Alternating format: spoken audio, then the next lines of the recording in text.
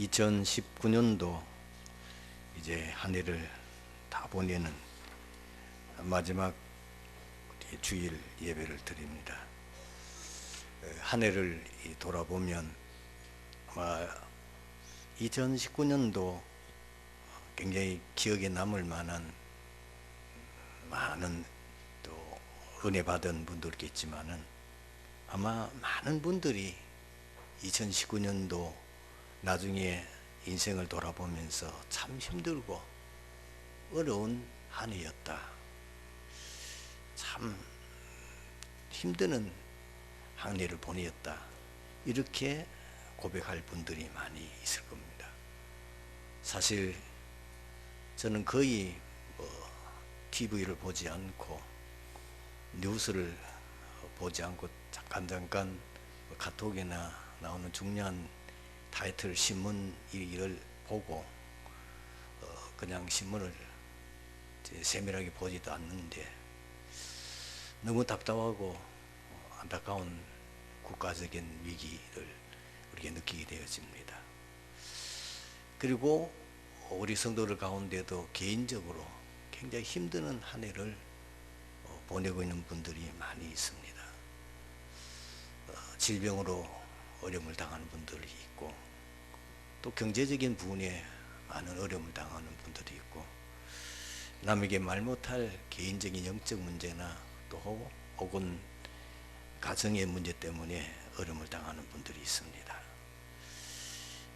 저는 예수님께서 성천하시기 바로 직전에 제자들이 예수님께 질문한 것이 이해가 돼요.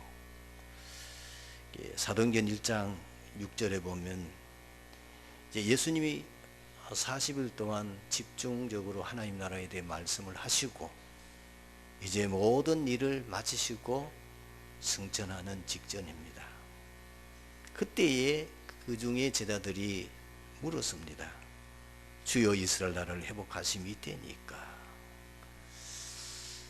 지금 이스라엘이 벌써 오랜 세월 동안 속국이 되어져 있는데 언제 우리 이스라엘이 독립하겠습니까?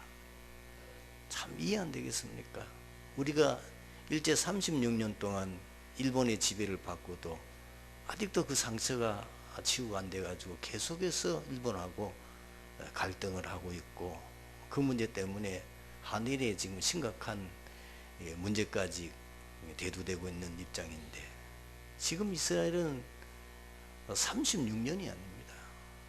벌써 오랜 세월 동안에 헬라의 지배를 받고 이제 그 헬라가 무너지니까 새로운 강대국이 들어섰는데 그 강대국이 로마입니다.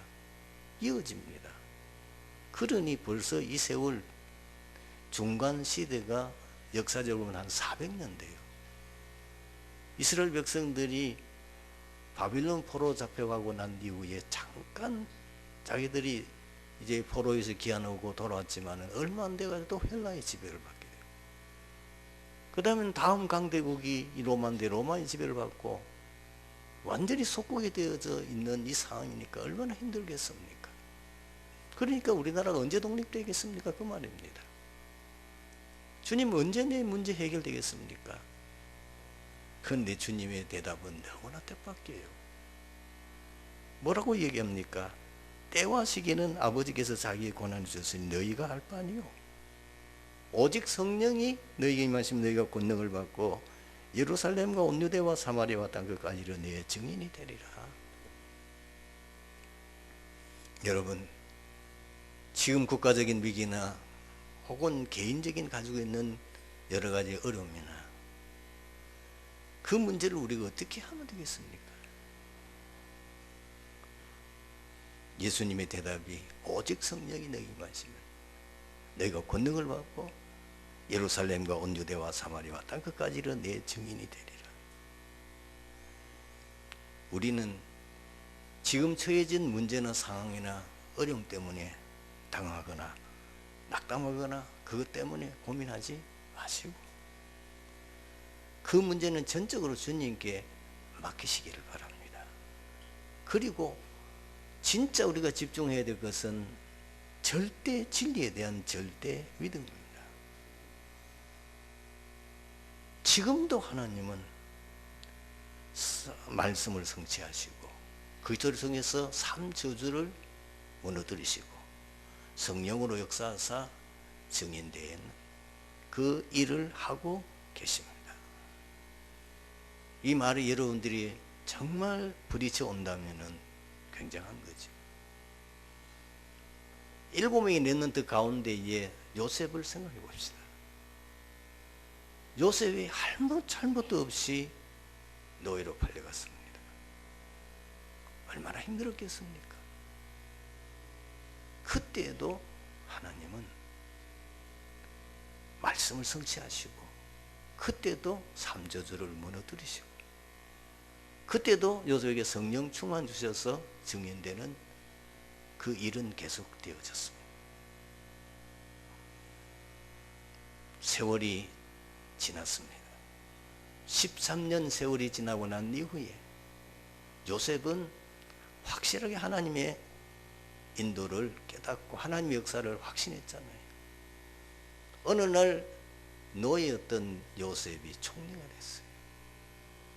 전 세계 재앙을 막고 전 세계 하나님의 살아계심을 증거하는 세계 복음화의 증인이 됐습니다.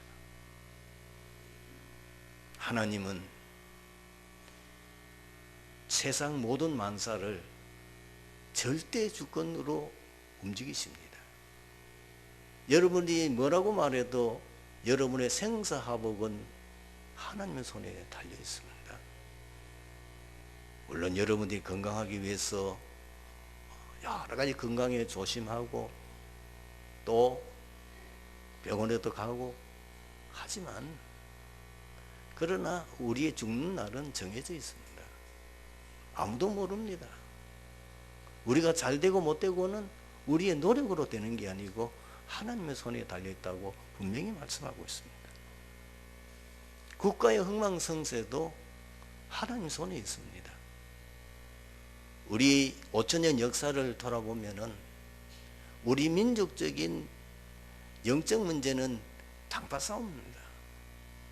지금까지 5천년 역사 속에 우리 민족 안에서 끊임없는 당쟁이 없었습니까? 특히 이조 시대 때는 심각했습니다. 그것 때문에 나라가 망해버렸잖아요. 이 문제는 그리스도라야 해결됩니다. 그 영적 문제는 하나님이 역사하셔야 되지 하나님이 근본적으로 무너뜨리셔야지 다른 방법을 할 수가 없습니다. 여러분 강대국이 영원히 할 줄 알았죠? 아닙니다. 로마가 전 세계를 지배하고 전 세계를 다스리고 있을 때는 로마는 영원하리라. 그러나 그 영원하라는 로마는 얼마 못 가서 무너졌습니다.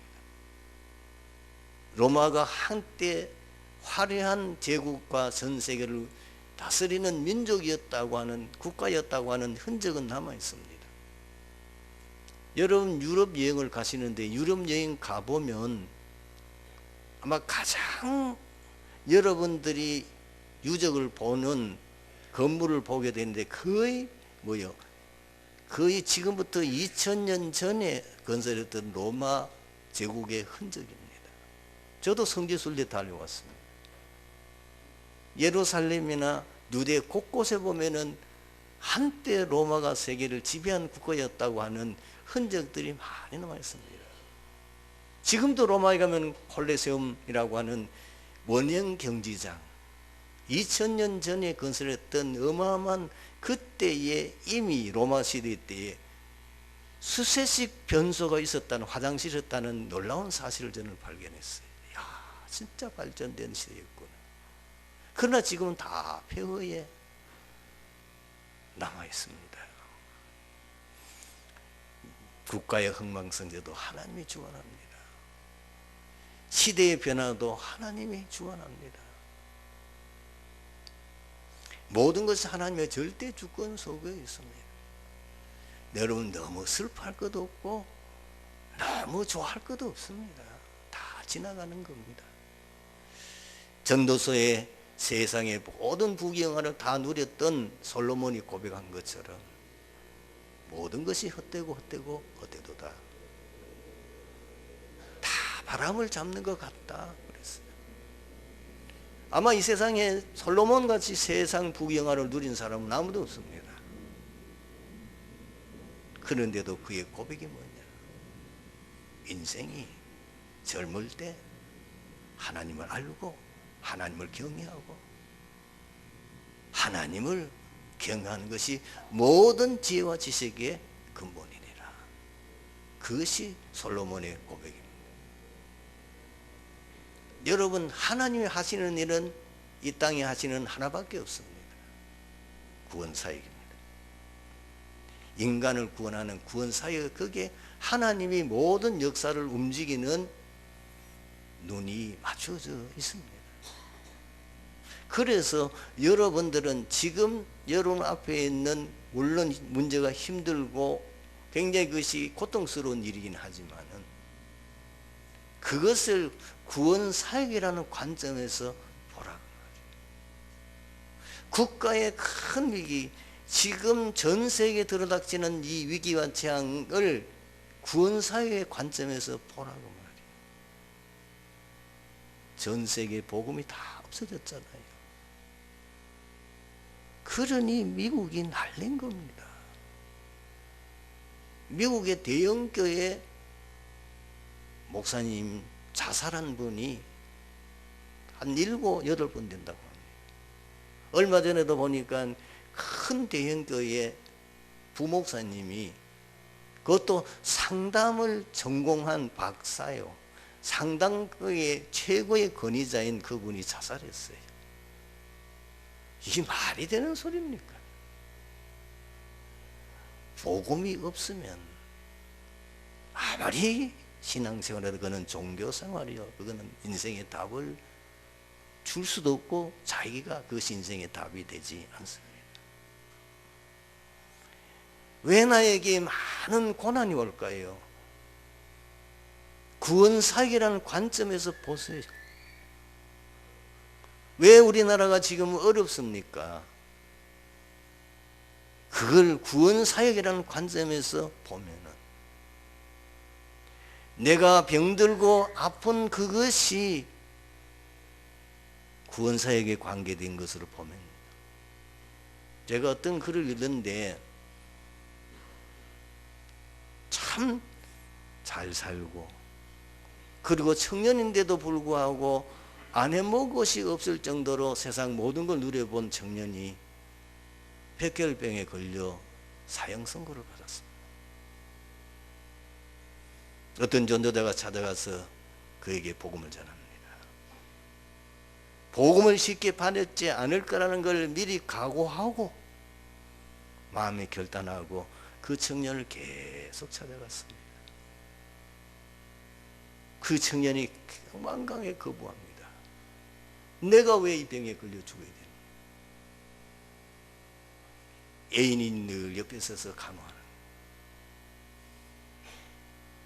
그런데 이 전도자가 계속 가서 그 청년에게 복음 전하는데, 그 청년의 어머니와 여동생이 예수 영접했어요. 그리고 그렇게 거부하던 그 청년이 자기가 죽는다는 것을 확신하고 그거는 피할 수 없다는 것을 알고 어느 날 이분도 예수님을 영접했어요. 그리고 제일 마지막에 아버지가 끝까지 이 복음을 받지 않는 분인데, 그 아버지가 마지막 예수 믿게 되는데 놀라운 고백을 했습니다. 사실 목사님, 저 기독교에 대해서 알려고요, 책도 많이 읽었어요. 성경도 읽었어요. 안 믿어져요. 그리고 이해가 안 돼요. 그런데 오늘 목사님 하시는 그 메시지가 내 마음에 믿어지네요. 그 아버지가 마지막 이제 예수 믿고 난 후에 이제 청년은 점점점 병이 심해져서 사실 이제 그렇게 이 땅에 살 생활을 얼마 남지 않았는데 찾아갔더니 너무 밝은 얼굴. 목사님 너무 감사합니다. 내가 왜 병이 들었는지 알았습니다. 여기 하나님 계획이 뭔지 알았습니다. 하나님이 나를 통해서 우리 가문을, 우리 가정을 구원하기 위한 계기였군요. 며칠 후에 그 청년은 하나님의 부름을 받아갔습니다. 여러분, 이 땅에 사는 삶은 잠깐이에요. 잘 살아도 인생이요, 못 살아도 인생이요. 잠깐 사는 인생이요. 그러나 우리가 사는 내세는 영원한 거예요. 영원한 천국이든지 영원한 지옥이든지 분명히 기다리고 있습니다. 성경만 밝힙니다. 그것은 어느 누구도 믿든지 안 믿든지 상관없습니다. 그거는 자기 사정이에요. 성경은 분명히 말합니다. 한 번 죽는 것은 정하신 것이요 그 후에 심판이 있으리니. 그렇습니다. 사람이 이 땅에 살다가 살면 얼마나 살겠습니까? 여러분, 약 먹고 운동하고 병원에 계속 가서 검사하고 200세를 살겠습니까? 120세도 살기 어렵습니다. 100년 살기도 어렵습니다. 그러나 우리가 이 땅을 떠나는 가는 세상은 영원한 지옥과 영원한 천국이 기다리고 있다는 겁니다. 그래서 하나님께서 모든 이 땅에 하는 일에 관심을 인간 구원하는 거기에 집중하고, 그 구원을 위해서 하나님이 바로 그리스도를 보내주셨어. 그 그리스도를 믿음으로 통해서만 우리의 구원의 길을 열어주신 것입니다. 그렇다면 구원받은 성도 여러분, 이 자리에 참석한 트리티 교회 성도 여러분, 여러분 왜 살아야 됩니까? 우리가 뭘 위해서 살아야 됩니까? 그 썩어지고 세상 그거 얻으려고 그 위해서 여러분들이 출세하고 돈 벌어 성공하려고 그거 위해서 살아야 되겠습니까? 성경은 그렇게 말하지 않습니다. 우리의 절대 사명은 전도, 선교, 렘넌트 운동입니다. 세계 복음화입니다. 그것이 예수님께서 부활 승천하실 때 우리에게 주신 지상 명령입니다. 너희는 가서 모든 족속으로 제자 삼으라. 온 천하에 다니며 만민에게 복음을 전파해라. 땅 끝까지 가라. 증인되리라고 분명히 약속하셨습니다. 이것이 우리의 삶의 이유요, 이것이 삶의 목표요, 이것이 삶의 목적이 됩니다.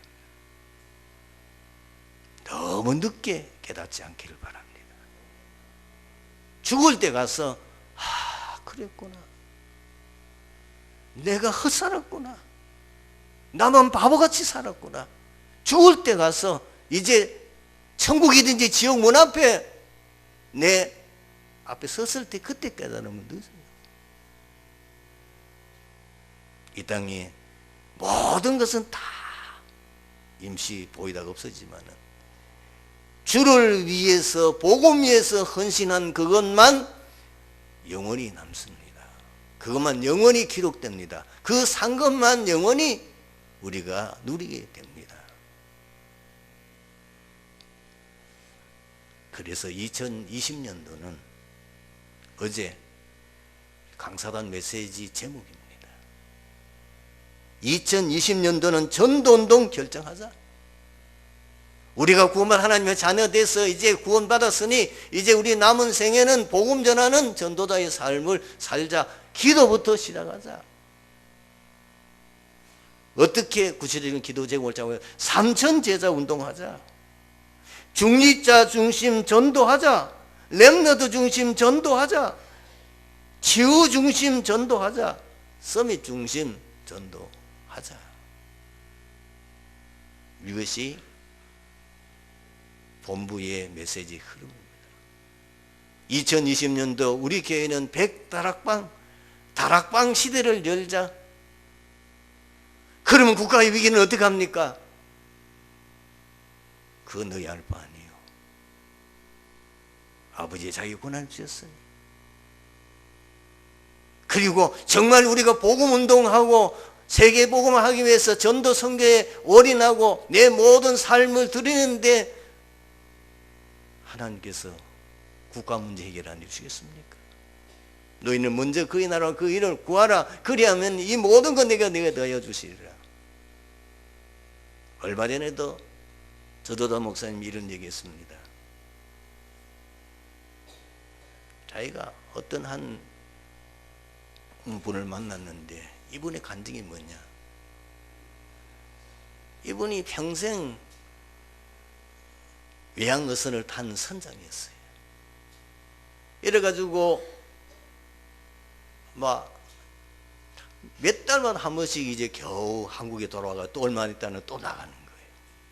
그러니까 이분이 외양선을 타는 선장이다 보니까 세계 곳곳 안 가본 나라가 없잖아요.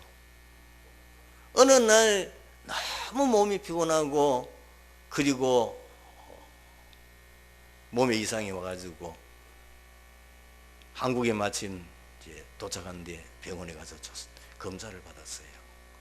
간암 말기.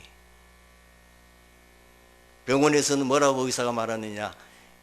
길면 6개월, 짧으면 3개월밖에 못 산다는 거예요. 청청병력 같은 선고 아닙니까? 그런데 진짜 살 사람은 달라요. 그래, 자기가 결단했다.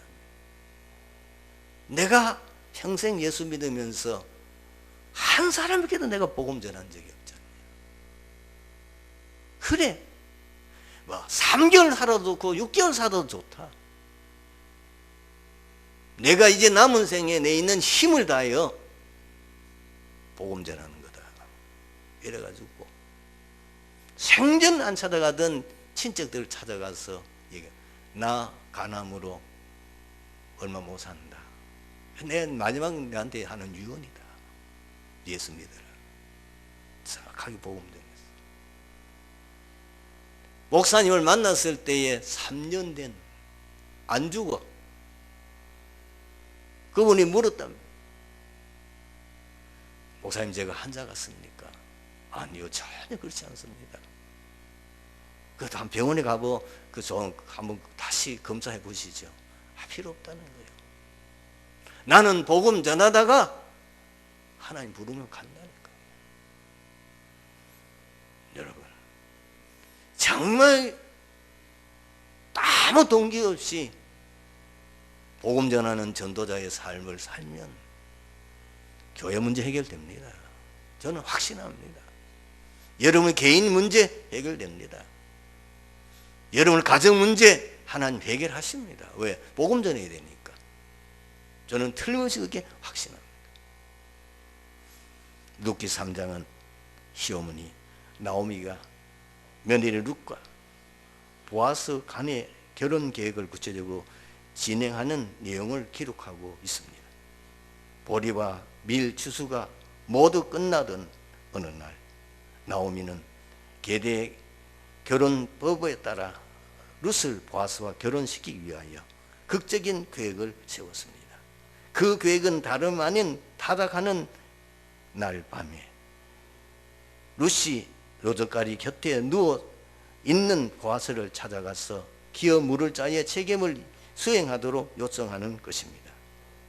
이때 보아스는 너무나 갑작스러운 룻의 행동과 말에 당황했지만 적법적인 절차를 거쳐 반드시 그 의무를 수행하겠다고 대답했습니다. 나중에 결국 룻과 보아스는 결혼하여 하나님의 언약이 성취되고 기적을 이루는 축복을 받게 됩니다. 여기에는 3가지 비밀이 있습니다. 그 첫 번째가 하나님의 계획을 깨달은 겁니다. 누가? 시어머니가. 왜 신자의 계획은 뭡니까? 하나님의 계획을 깨달아야 돼요. 왜 나의 계획이 뭡니까? 나에게 대한 하나님의 계획이 있어요. 그 계획을 깨달아야 돼요. 언약 놓치고 사명 놓치고 하나님 주신 그 5가지 복을 놓치니까 어려울 수밖에 없는 거죠. 왜 나에게 어려웁니까? 모세 같은 경우에는 하나님이 모세를 앞으로 이스라엘 민족을 해방할 지도자로 세우셔서 그 일을 쓰시려고 하나님은 어릴 때는 어머니를 통해서 언약이 전달되어졌어요. 모세는 어머니를 통해서, 우리가 그 내용은 이미 잘 아니까 길게 설명하지 않겠습니다. 하나님은 앞으로 모세가 200만이 넘는 이스라엘 민족을 이끌고 광야를 거쳐서 가나안 땅까지 가야 되는 그 어마어마한 막중한 지도자의 사명을 감당해야 되니까 왕궁으로 보내가지고 그 당시 최대 강도인 이 이집트의 지도자 훈련을 시킨 겁니다. 그것이 모자라요. 왜? 영적 지도자로서 준비가 되어야 되잖아요. 앞으로 자기가 평생 사역이 뭐죠? 광야에서 사역하는 겁니다. 모세의 사역은 40년 동안 광야 생활로 사역이 마무리되잖아요. 그 사역을 위해서 하나님이 특별 비상사역을 하셨는데 뭐요? 사건을 터뜨려 가지고 광야로 갈 수밖에 없도록 몰아갔어요. 사람을 죽인 살인자로 지명수혜를 받고 잡히면 죽으니까 그 광야까지 가서 40년 동안 광야 생활하면서 모세는 거기서 하나님과의 깊은 영적 교제하는 영적 서밋으로 세워줄 수 있는 기회가 되어진 거죠. 뿐만 아니라 이 이스라엘 백성을 이방인을 먹을 것도 마실 것도 물도 없는 메마른 사막 광야 40년 동안을 그들 인도해서 가나안 땅으로 가는 그 사역을 해야 되는데 광야 경험이 없는데 어떻게 일을 하겠습니까? 미리 광야에서 훈련시킨 겁니다. 전도자에게는 왜 어려웁니까? 그게 세계 복음의 방법인 겁니다. 사도행전 11장 19절 보세요. 예루살렘 교회에 큰 환란이 일어났어요. 스데반의 환란을 인해서 사도회는 모든 중직자들과 제자들이 다 이방으로 흩어졌어요. 그 흩어진 이 사도들이 그 중직자들과 전도자들이 어디로 갔어요? 안디옥 교회를 세우는, 그래서 그 안디옥 교회가 결국은 세계 복음화하는 교회, 시초의 교회에, 이 안디옥 교회 때문에 사실 우리가 복음을 받게 된 거죠. 이 안디옥 교회를 통해서 전 이방으로 복음이 확산되어졌거든요. 언제 이런 역사가 일어났습니까? 스데반의 환난에 하여 도저히 지금 예루살렘에 살 수가 없어요. 왜냐하면 잡히면 죽으니까. 여러분, 사건, 일, 만남 속에 반드시 하나님의 계획이 있음을 발견해야 돼요. 정말 여러분 아셔야 됩니다. 문제 왔습니까? 당황하지 마세요. 위기 왔습니까? 당황하지 마세요. 그게 하나님의 절대의 계획이 있습니다. 어떻게 우리가 하나님의 뜻과 하나님의 절대 계획을 발견할 수 있습니까? 강단 메시지 흐름을 타세요. 오늘도 여러분 이 메시지에 답을 얻을 사람들이 많이 있을 겁니다. 나오미는 며느리 룻에게 일어나는 사건, 일, 만남을 보고 하나님의 계획을 깨달았어요. 아, 그랬구나. 우리가 잘 아는 대로 지금 룻하고 시어머니하고 며느리가 여러분들이 거처할 집이 있습니까? 먹을 양식이 있습니까? 돈 있습니까? 아무것도 없어요. 그래서 그 며느리가 이삭을 주어서 끼니를 띄우기 위하여 이삭 죽으러 나갑니다. 거기에 베들레헴 들판에 많은 밭들이 있는데 말이요. 많은 들판에 지금 추수하고 있는데 하필이면 이 룻이 간 밭이 뭐예요? 보아스. 그게 우연이겠습니까? 그 보아스가 누굽니까? 앞으로 이 엘리멜렉 가문의 기업을 물을 자요. 너무 신기하지 않습니까? 나오미는 룻이 이삭주 오면은 그날 보고하는 거예요. 그걸 다 듣고 보아스라는 말에 귀가 번쩍했어요. 보아스는 우리 가문의 기업 물을 자인데, 그 보아스는 모든 그 베들레헴 사람들이 존경하는 아주 믿음이 좋은 사람이요, 부자예요. 그 지역의 유지요, 아주 유력한 자요, 덕망이 있는 사람이요, 모든 거기 있는 사람들이 존경하는 사람이에요. 이게 우연인가? 여기 하나님의 절대 계획이 있구나. 그걸 깨닫고 오늘 본문 1절에 이렇게 얘기하잖아요. 룻의 시어머니 나오미가 그에게 이르되 내 딸아, 내가 너를 위하여 안식할 곳을 구하여 너를 복되게 하여 하지 아니하겠느냐. 한 가문의 가장이 실수해서 가문이 완전 몰락해 버렸어요. 그것이 에빌멜렉, 이 한 사람이 잘못 선택해가지고 완전히 가문이 몰락해. 그런데 놀라운 건 뭐냐면 아무 힘도 없고 그리고 아무도 알아주지 않는 한 이방 여인이 언약 잡았는데 새로운 가문의 역사가 시작되는 거예요. 사랑하는 성도 여러분, 걱정하지 마세요. 나는 아무것도 없어요. 배운 것도 없어요. 배경도 없어요. 아무도 우리 집에는 안 믿어요. 괜찮아요. 룻, 그것도 이방 여자 한 사람, 룻 언약 잡았는데 하나님이 그 룻 한 사람 언약을 통해서 시대 살리는, 시대 새로운 역사를 이루는 기적을 행하셨다고 말해요. 두 번째는 비밀이 뭐죠? 순종입니다. 아무리 이 시어머니가 하나님의 절대 계획을 발견했다 하더라도 룻이 순종 안 하면 안 되잖아요. 그런데 놀라운 것은 룻이 전적 순종했다는 것이 오늘 본문 5절 6절에 나와 있지 않습니까? 룻이 시어머니에게 이르되 어머니의 말씀대로 내가 다 행하리이다 하니라. 그가 타작명으로 내려가서 시어머니의 명령대로 다 하니라. 여러분, 룻이 시어머니 나오미의 말씀에 순종하는 건 쉽지 않습니다. 모압 여인으로서 히브리인의 풍습에 익숙지 않습니다. 우리 이제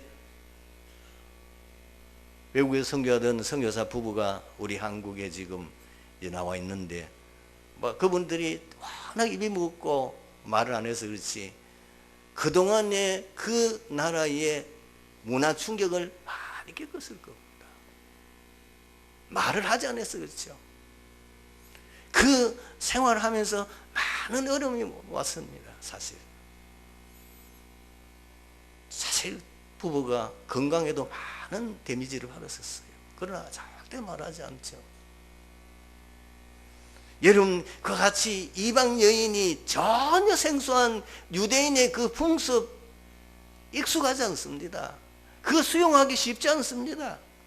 더군다나 젊은 여인이 밤중에 외간 남자를 만나러 간다는 쉬운 일입니까? 그것도 밤중에 말이에요.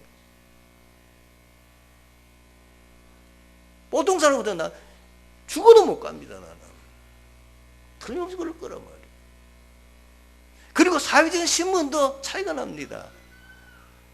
완전히 집안의 망에 몰락해가지고 아주 천하게 짝이 없는 그것도 이방 여인이니까 신분은 완전히 유대인들에서 인정을 못 받지 않습니까? 그런데 지금 만나러 가는 상대방은 그 지역에서 최고의 유지, 아주 높은 신분의 사람이에요.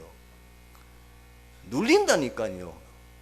열등감 느껴서 사실 그 앞에 감히 가서 나설 수 없어요. 그런데 룻이 순종했어요. 왜 그렇죠? 룻은 이미 나오미를 따라올 때 각오했어요. 결단했어요. 모든 것 자기가 다 내려놓기로. 다시 한번 본문 한번 읽어보겠습니다. 룻이 이르되 내게 어머니를 떠나며 어머니를 따르지 말고 돌아가라 강건하지 마소서. 어머니께서 가시는 곳에 나도 가고 어머니께서 머무르시는 곳에 나도 머물겠나이다. 어머니 백성이 나의 백성이 되고 어머니 하나님이 나의 하나님이 되시니니 어머니께서 죽으시는 곳에 나도 죽어 거기에 묻힐 것이라. 만일 내가 죽는 일 외에 어머니를 떠나면 여호와께서 내게 벌을 내리시고 더 내시기를 원하나이다. 이미 모든 것 각오하고 한 거예요. 그렇게 어떤 것도 문제가 돼요. 뿐만 아니라 룻은 시어머니 이 나오미와 오래 같이 살았잖아요. 알잖아요. 시어머니가 어떤 사람인지 알잖아요. 거기다가 룻은 하나님을 믿는 사람이에요. 그래서 1천년과 1년 십계명에도 보면은 제일 인간 계명과 제일 앞에 나오는 계명이 뭐예요? 내 부모를 공경하라. 세상 인륜 가운데도 최고로 치는 인륜이 뭐죠? 부모를 공경하라. 거기에 대해 이걸 룻이 알고 있는 거예요. 세 번째입니다. 헌신입니다. 두 사람이 다 각본을 짜고 그리고 계획을 세워가지고 한다 하더라도 보아스가 뭐 하겠다면 끝인 거죠. 저는요.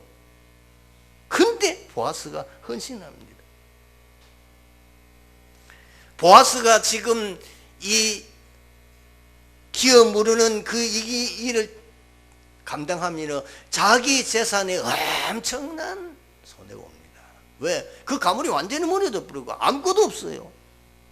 그 가문의 모든 재산을 다 자기가 돈으로 사서 그 사람들이 해야 되니까 얼마나 그게 희생이 많이 됩니까? 그래서 보아스보다 훨씬 더 가까운 친척을 못 하겠다고 포기하잖아요. 그럼에도 불구하고 이 보아스는 큰 헌신을 합니다. 왜 그렇습니까? 진짜 보아스는 참 믿음의 사람이에요. 하나님의 말씀에 순종하는 거예요. 반드시 만약에 가까운 친척 가운데 어려움을 만나서 기업을 다 잃어버리면은 그 가까운 친척이 반드시 기업을 다시 물어서 그 기업에 물으는 의무로 다 하라는 것이 하나님의 말씀입니다. 그리고 룻의 호셈과 아름다운 그 인품에 이미 감동을 받은 거예요. 어떻게 이방 여자가 저렇게 할 수 있느냐. 너무 인애와 현숙한 여인이에요. 어떻게 시어머니를 저렇게 몰 수 있냐. 우리 이 나라에도 저런 효심이 있는 여자가 없는데, 젊은 여자 저렇게 어떻게 효심이 있게, 저렇게 인품도 얼마나 참 아름다운지 감동이에요. 거기다가 원래 오늘 이게 계속 여러분 2장의 내용 나옴을 보게 되면 보아스는 어떤 사람이냐. 원래 보아스는 아주 훌륭한 인품을 가지고 있는 사람이에요. 인정 많고 후덕스럽고 그리고 어려운 이웃을 보면 돌봐주는 사랑이 넘치는 사람이에요. 오늘 말씀의 결론을 맺습니다. 하나님께 받고 쓰임받는 사람은 어떤 특징을 가지고 있냐. 하나님의 절대 계획을 붙잡는 사람이에요. 그리고 하나님의 절대 계획을 아는 사람. 그리고 하나님의 절대 헌신하는 사람이에요.